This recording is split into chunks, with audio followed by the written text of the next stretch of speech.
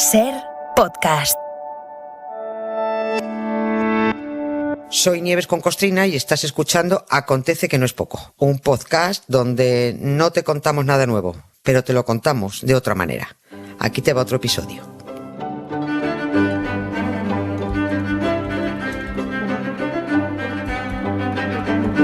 Hola Nieves, buenas tardes. Buenas tardes, Hola, Carlas, ¿qué ¿cómo tal? estás? Muy bien. Muy bien. Aquí hablando con Estupendo. Aymar, ya ves. Oye, hace meses que en el mundo de la música se escucha un run así muy general de cómo después de la pandemia y del confinamiento había tantas ganas de marcha y de buen rollo que los conciertos y los festivales viven un boom espectacular. Y es verdad, ¿eh? Es verdad, aunque eso tiene letra pequeña, y es que de este boom se benefician sobre todo pues las grandes figuras, los consagrados, los grandes grupos y tal. Pero luego hay otro montón de gente que sigue en el sector pasando las canutas. Eso es así. Hoy no toca ampliarlo mucho, ya si acaso otro día. Pero lo que sí haremos hoy es confirmar que esto de las estrellas de la música y las giras, el merchandising y todo esto, ya viene de muy atrás, ¿eh? Y si hubiera que buscar un punto de inicio, hacer un piqué, casi diríamos que todo empezó ¿con quién? Con Paganini. Con Paganini.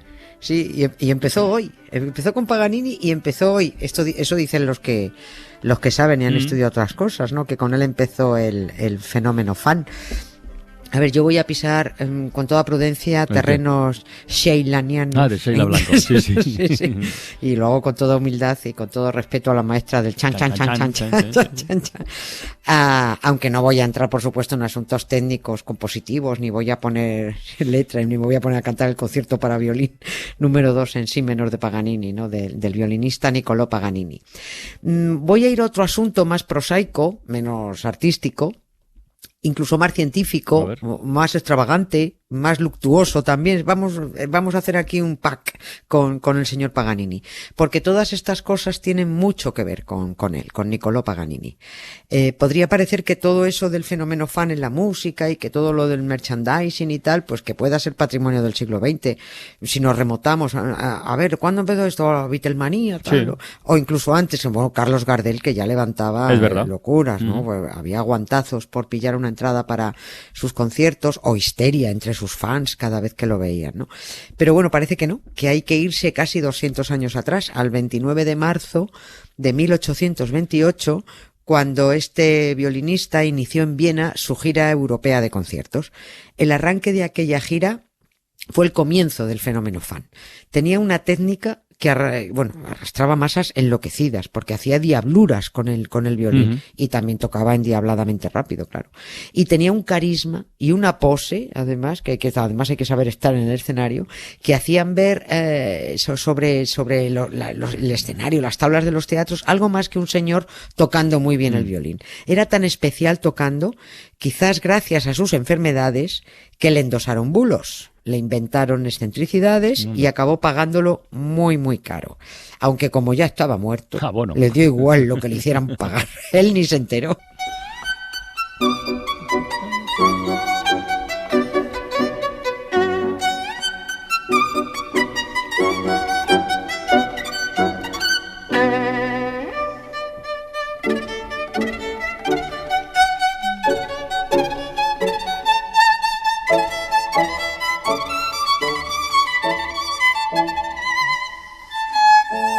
Entonces aquella primera gira de Paganini, por hacernos una idea, era más o menos como una gira de una estrella de rock de ahora. Como Fito y los Fetén, por ejemplo, ¿no? Sí, o sea, salvando las distancias, pero sí, más o menos en cuanto a entusiasmo de los fans y a que hicieran colas kilométricas para conseguir entradas. Ahora lo que pasa es que las entradas las pillas por internet. Antes no quedaba más remedio que ir a comprarlas, ¿no? A ver, no solo reventó la taquilla este hombre, es que también reventó su caché como músico, ¿no? Agotaba entradas, tenía que prorrogar los conciertos.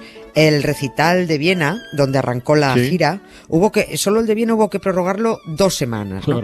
Sí, fue tremendo. Esta gira que empezó en Viena el 29 de marzo, no terminó hasta 6 años después. O sea, que es que no es que fue una gira de verano, ¿no? Diciendo que salimos de gira este verano, no. Esto iba se alargaba mucho, ¿no? Y allá donde tocaba, bueno, pues crecía la fama. Todos querían oírle tocar. Hasta los que no entendían un mojón querían oírle tocar, pero todos querían decir, es que yo he visto tocar a Paganini, ¿no? Puso de moda además su estilismo también, porque vestía levita, así muy especial él, muy elegantón. Los restaurantes hacían platos con su nombre, hubo hasta una marca de cigarrillos Paganini, con esto me refería a lo del merchandising, ¿no? Sí. De Viena fue a Praga, a Varsovia, Leipzig, Berlín, Hamburgo, Frankfurt, París, Londres, y por donde iba encima, bueno, pues cosechando elogios de primerísimas figuras, ¿no? Mendelssohn, Chopin, Schumann, Berlioz, Liszt, Rossini. Rossini, este es muy gracioso. Rossini dijo que solo había llorado 3 veces en su vida. La primera con el fracaso de su primera ópera, ¿sí? La segunda en un barco, cuando un pavo relleno con trufas se le cayó al agua, y la tercera la primera vez que oyó tocar a Paganini. Bueno. Solo lloró 3 veces, ¿no? Paganini ganó muchísima pasta, pero también parece que era más agarró que un chotis, ¿eh? Del puño cerrado. Las grandes familias aristocráticas le invitaban a cenar para agasajarlo, y bueno, con la esperanza de, dice, bueno, pues que venga y ya de paso a ver si nos da un concierto aquí en los salones, exclusivo y gratuito, ¿no? Pero él nunca llevaba el violín. Cuando le decían, hombre, señor Paganini, ¿cómo no lo ha traído usted? No, él siempre decía lo mismo, mi violín nunca cena fuera de casa. ¿Sí? Jamás tocaba gratis. No lo tenía mal enfocado esto, ¿eh? No. Oye, que lo has dicho antes de pasada, Nieves, ¿qué tenían que ver sus posibles enfermedades con que tocara también el violín? Sí, bueno, hay varios estudios médicos sobre Paganini. Todos se basan en los escritos que dejó su propio médico, que se llamaba Francesco Benatti, que hizo además una minuciosa descripción física del violinista y de todas sus dolencias, ¿no? Las conclusiones médicas actuales solo son teorías, evidentemente, porque no pueden ser otra cosa, pero coinciden casi todos los estudiosos, ¿no? Ningún estudio además duda de que el principal factor, por supuesto, son eso no lo discuten, que son unas cualidades físicas excepcionales, una capacidad como intérprete alucinante y su entrenamiento. Esto nadie lo pone en duda, pero parece que hay algo más, porque otros intérpretes con capacidad y con entrenamiento pues no llegan. Entonces aquí hay algo más, ¿no? Y eso puede ser porque Paganini, según estudios actuales, sufría un trastorno del tejido conectivo, que llaman, como su propio nombre indica, sirve para conectar. Oye, para sujetarnos todo. O sea, la piel, los cartílagos, los ligamentos, lo que nos sujeta, ¿no? Y se cree que Paganini sufría el síndrome de Marfan, por eso tenía dedos muy largos, larguísimos y muy flexibles. U otro síndrome que se llama el de Ehlers-Danlos, que con articulaciones muy laxas. Sí. Esta gente que se dobla. Sí, el Circo del Sol llevaba en su último espectáculo uno de estos. Claro. Le daba una grima, era muy bueno, porque hacía unas cosas absolutamente imposibles, pero daba grima. Daba grima porque se doblaba por lugares que son impensables de una manera. Claro, en fin. pues tienen las articulaciones, todo eso, son laxos, son prácticamente que se doblan, ¿no? Y puede que se cree que Paganini también tenía alguno de estos dos síndromes, ¿no? Y es que la técnica de Paganini era incomprensible para músicos y críticos porque era imposible mover los dedos a semejante velocidad y de forma tan flexible. Es que no llegaban, ¿no? Y a base de decir que lo de este hombre no era normal, ni que tocara tan bien, ni que pudiera tocar tan rápido, ni que mantuviera un éxito alucinante en toda su gira esa que le hizo multimillonario, bueno, pues a base de repetir todo eso, pues solo podía tener una explicación. Es que había hecho un pacto con el diablo. Early this morning, knocked upon my door. Early this morning, knocked upon my door, and I said, hello, Satan, I believe it's time to go. Hay algo que no me cuadra, que la misma gente culta, ¿no? Se supone que admiraba a un intérprete tan genial y acudía a sus conciertos, luego se tragaba leyendas de estas absurdas. Sí, porque la religión provoca daños irreversibles en las cabezas. Por favor. Sí, claro, la gente dio pábulo a esas idioteces que por supuesto contribuyeron a a distribuir desde la propia iglesia, ¿no? Y es más, y todas esas leyendas y todos esos bulos los corrigieron y los aumentaron, ¿no? Se inventaron que sus composiciones y su habilidad con el violín tenían un origen sobrenatural y que Paganini tenía un instrumento con una sola cuerda hecha con el intestino de su novia, a la que había asesinado antes, ¿no? Sí. Y otros decían que no era de su novia, que era de su maestro de violín, al que le arrancó bueno, unas cosas. Pero por mucho que el violinista desmintiera todo, aunque cosa que dice, pero bueno, ¿para qué me voy a parar yo a desmentir esto, no? Bueno, aunque lo desmintiera, a la gente no le gusta que la realidad le fastidie un buen bulo, ¿eh? Pero todas aquellas estupideces sobrenaturales de pactos con demonios acabaron haciendo mella. Y cuando Paganini se estaba muriendo en Niza, se acercó a su casa un cura a darle la extremaunción y a librarle de sus pactos diabólicos, ¿no? Porque los curas siempre están metiéndose donde no los llaman y sobre todo metiendo mano a quien no deben. Pero Paganini le dijo al cura, mira, es usted al guano, ¿no? Que déjeme a mí morirme en paz, que yo no quiero nada con ustedes. ¿Qué hizo el canalla de la sotana? Chivarse a su hechicero jefe, al obispo de Niza, que Paganini, el que había hecho un pacto con el diablo, se había negado a confesarse y a recibir la extremaunción. Y el obispo hechicero le negó a Paganini la cristiana sepultura. Le negó el enterramiento en un cementerio, ¿no? Tenía que ir a una fosa común. Pero el hijo de Paganini dijo que de ninguna manera se negó a enterrar de mala manera a un genio de la música como era su padre, para que se perdiera para siempre, ¿no? Así que intentó negociar con las altas instancias católicas de unas y de otras ciudades, con Roma, llegó a Roma incluso, para conseguir el permiso y enterrar a su padre en una tumba individual en un cementerio cristiano, ¿no? Bueno, trámites que se alargaron muchísimo. ¿Y mientras qué hicieron con el cuerpo? ¿Qué hicieron con el pobre Paganini? Ponte lo peor. Pues 18 meses estuvo esperando en la casa donde se murió.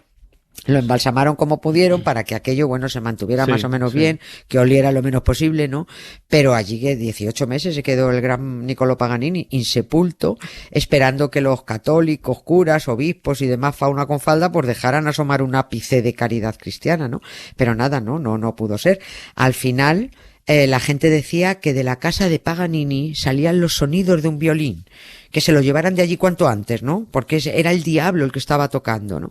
El cadáver al final se lo llevó un amigo, me dijo, dámelo a mí, el conde de Cesole, se lo llevó a su finca, con olivos, lo tuvo escondido en una cuba de aceite, supongo que vacía de aceite, claro, si no lo sacarían pringando, y a ver si se olvidaban, mientras lo tenga yo, dijo el conde de Cesole, a ver si se olvidan de la idiotez esta del pacto con el diablo, y a la vez que él mismo intentaba conseguir el permiso para el enterramiento en sagrado, ¿no? Y nada, no había forma. El obispo de Génova lo negó, el arzobispo de Turín lo negó, el papa Gregorio XVI lo negó. ¿Y a todo esto cuánto tiempo había pasado ya desde que había palmado Paganini? De 4 años. Estábamos ya en 1844, habían pasado 4 años y seguían cambiando el cadáver de sitio, porque en cuanto se enteraba la gente de que por allí cerca estaba Paganini, es que se oyen violines, vuelven a oírse violines, ese es el diablo el que está tocando, ¿no? En 1844 el rey Alberto de Piamonte, Cerdeña, autorizó el entierro en el cementerio de Génova, que era la ciudad natal de Paganini, ¿no? Pero allí también volvieron a sonar, bueno, no volvieron a sonar, la gente decía que sonaban violines, ¿no? Otra vez saca el cadáver de Paganini, otra vez para otro sitio. Esta vez se lo llevaron a Parma, a otra finca de una pariente de Napoleón, que dijo, mira, dejad aquí este hombre, mientras seguimos realizando trámites, mucha gente intentando para un nuevo entierro en algún otro cementerio. Y en 1876, 36 años después de la muerte, el papa, ese papa que tiene nombre de pastelito, Pío IX, Pío IX, sí. Bueno, pues este hombre rehabilitó a Paganini y autorizó que lo enterraran en el cementerio de Parma. Menos mal. Que sí, que no fue el último entierro, aunque esta vez las intenciones fueron mejores. Una comisión oficial entendió que el irrepetible Niccolò Paganini merecía una tumba de honor en el nuevo cementerio de Parma, y la tiene, ¿no? Tiene un pedazo de panteón con columnas y escultura incluida. Bueno, pues todavía cuando lo trasladaron, algún idiota dijo que se oyeron violines. No había fumado. Sí, y bebido y de todo, y se había metido de todo, ¿no? Pero bueno, toda esta crueldad católica con Paganini, porque tocaba muy bien el violín y porque mandó a un cura a freír espárragos. Es que son muy pesados. Muy pesados. Sí.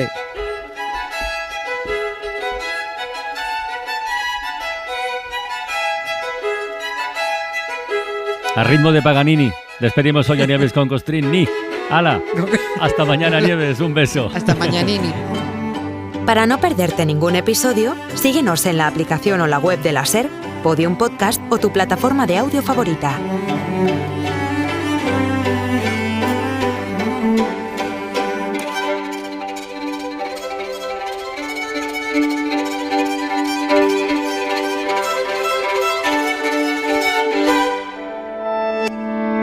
Cadena SER.